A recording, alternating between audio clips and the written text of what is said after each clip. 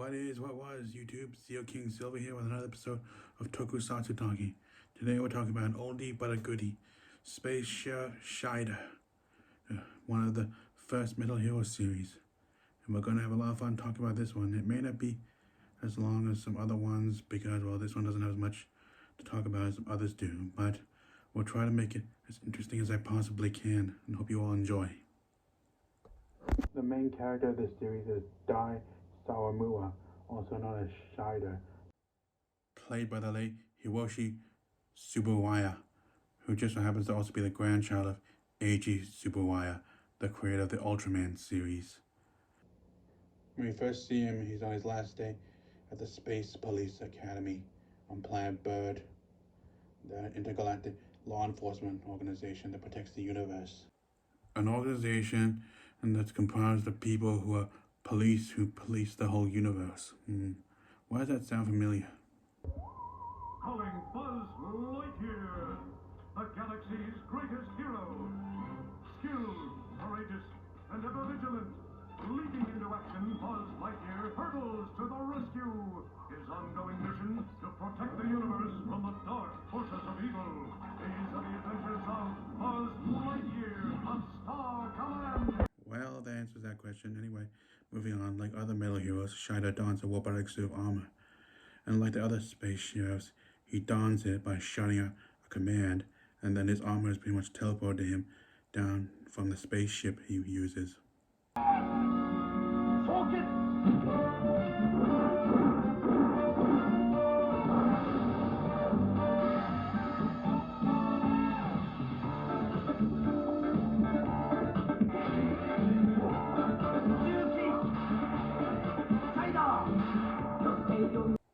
As for how this is done, I believe that can be best described by our old friend, the narrator. Take it away, narrator. 宇宙刑事シャイダーはわずか1ミリ秒で焼結を完了する。ではその原理を説明しよう。宇宙刑事シャイダーはバビロス号から発射されるプラズマブルーエネルギーを浴びてわずか1ミリ秒で焼結を完了するのだ。It's kind of like a space-age Iron Man.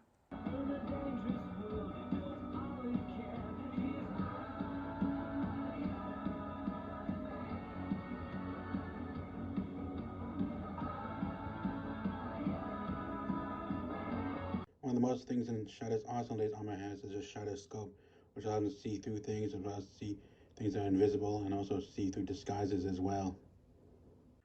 Basically, just a multi-purpose plot device for when he needs to do something, and it's usually what he goes to when he needs to do it. His armor also comes with a couple of weapons as well, which he uses to help combat the forces of evil. First is the video beam gun.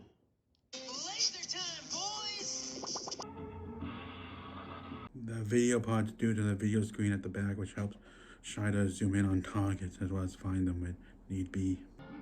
His second weapon is the laser blade. The laser blade parts due to the fact that it can change from a regular blade into a lightsaber.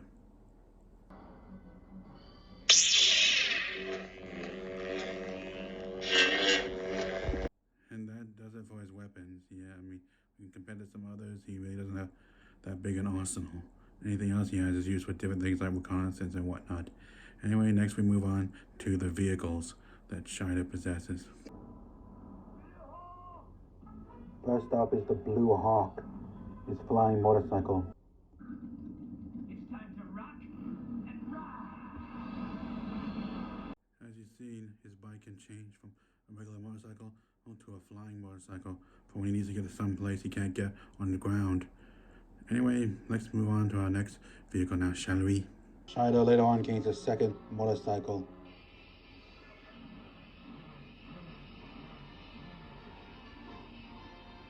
Which doesn't really look that much different than the first one he had, and I feel like they just put it in there probably just to sell more toys.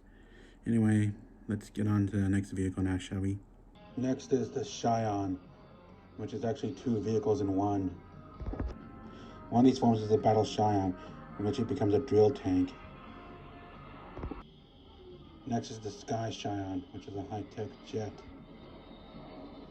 Next, we move on to the one vehicle he uses in his civilian identity. When Shaider's on patrol in his civilian identity, he uses a Suzuki SJ.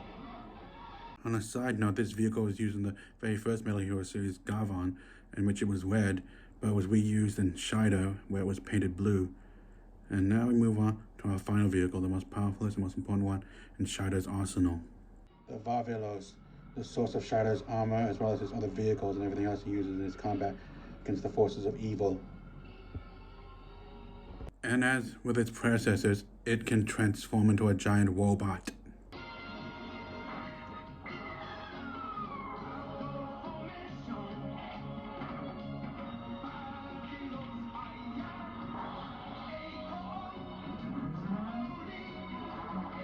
It can also transform from a ship into a giant laser cannon as well.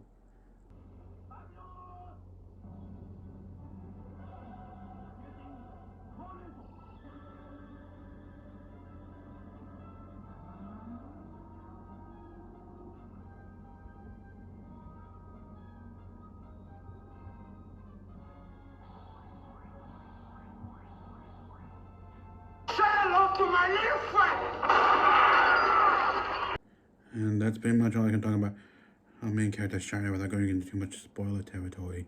Shaider's main ally is his apparent girlfriend Ani and his partner. Character-wise, Ani's more capable of taking care of herself. She doesn't fall into the category of damsel in distress. Despite not having armor like Shaider, she's more capable of taking care of herself in a fight, relying on high-tech weapons and gadgets to help her out, and also showing that she's just as good at hand-to-hand combat as Shaider is. As for why she didn't get a suit of armor like Shaider, I'll never know. But apparently it was the same with the previous Metal Hero series before. Only the male main characters got high-tech suits of armor while the female characters did not. Usually handling all the technical stuff or helping out gathering information or helping fight as best they can. Speaking of which, the Metal Heroes before Shaider, Sharivan and Gavan, each had their moments where they would show up and team up with Shaider to help fight the forces of evil. And some other ones they had, allies usually didn't really do that much and usually just were there because, well, the plot demanded they be there. And not really possible to talk about much of it without going into too much spoilers. Anyway, I think I'll move on to the next part of the review, which is the villains. The main villains of the series are grouped known as the Fushigi World Fuma, led by Great Emperor Kubilai. As you can pretty much see, he's more or less just a head on the wall of his palace. I would go into a bit more detail about him, but I would kind of go in a bit more of spoiler turf. Well, I can't say he originally did have a body, but after being beheaded in battle, he now is, as you see, reduced to being just a head. And we'll get to a bit more about him later. Anyway, let's move on to the next villain, shall we? Accompanying him is his grandson, Priest Po, played by Jun Yoshida, whom many of you who are familiar with Kamen Rider Black will know him best for his role as Belgenia, which I personally consider to be one of his best roles ever.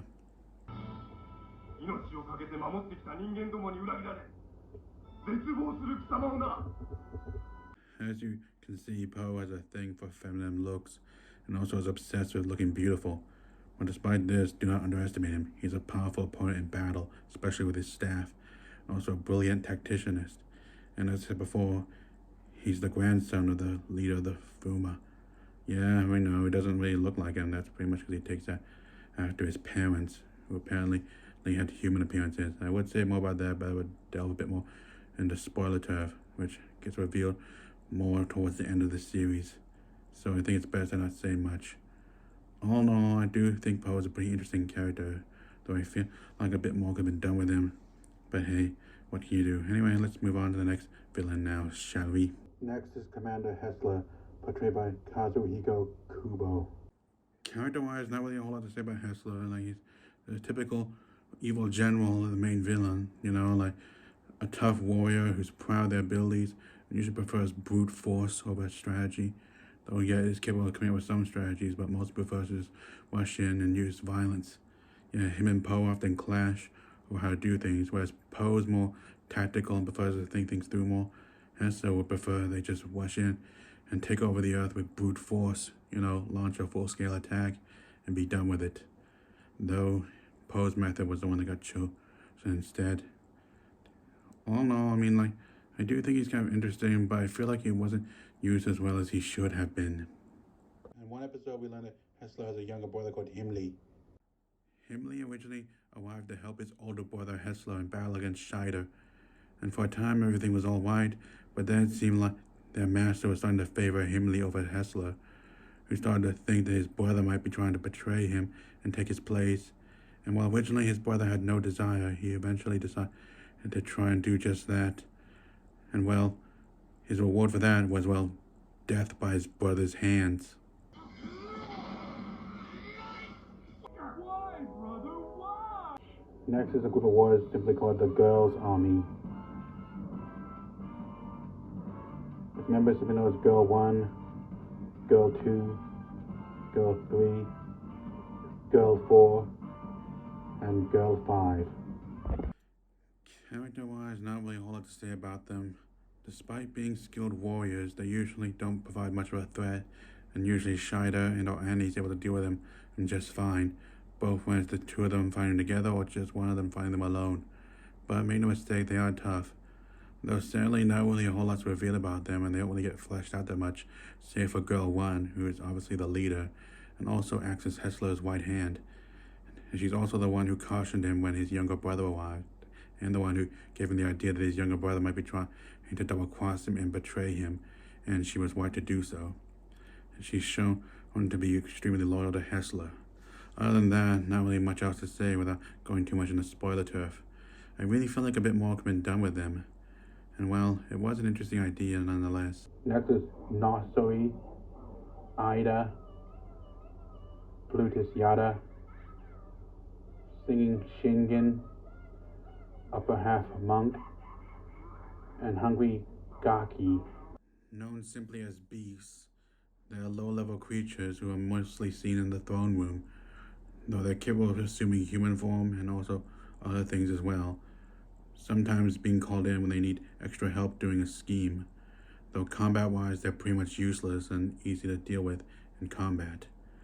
The only one who doesn't really get involved is Upper Half Monk, whom, as you've seen, is pretty much stuck to the wall, literally. Thus, he can't really join in when help is needed by his fellow Fuma. Other than that, well, I find the designs to be pretty weird and all, and feel like a bit more could have been done with some of them, but hey, what can you do? Next are the foot soldiers, the Miraculous Combat Men. In all honesty, I'm not really a fan of the design. I think they could have done better. All in all, they're just pretty much standard traditional foot soldiers of any other tokusatsu series.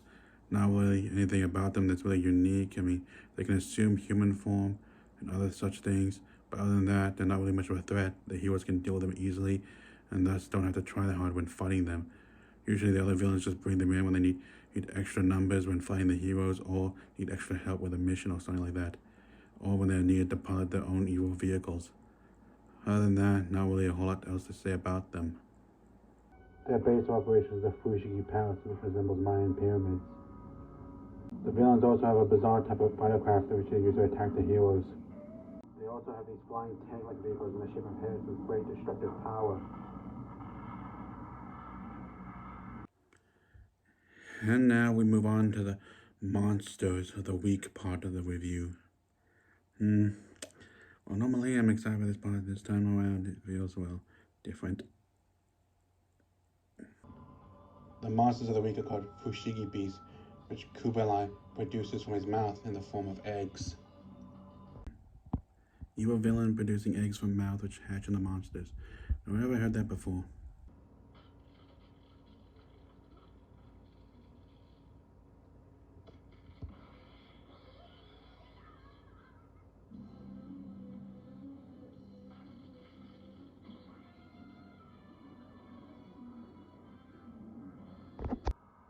The eggs are then placed inside special water which causes them to grow to the size of humans. Then their master makes them hatch.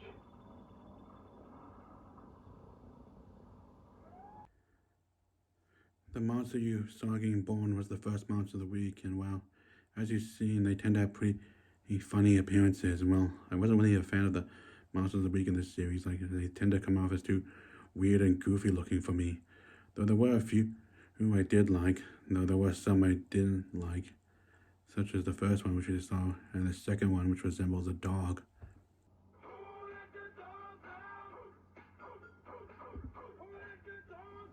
Well, normally I like dogs. That one, on the other hand, well, kind of annoyed me.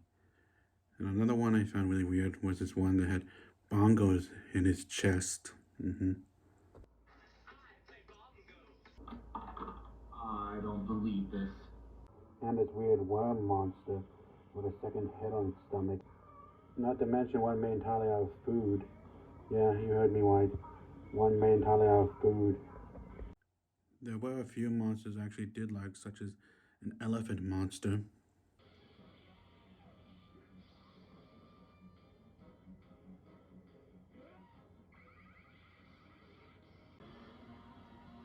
And this one that had this mantis-like creature for a head. And this one that resembles a gremlin. And so ends the video.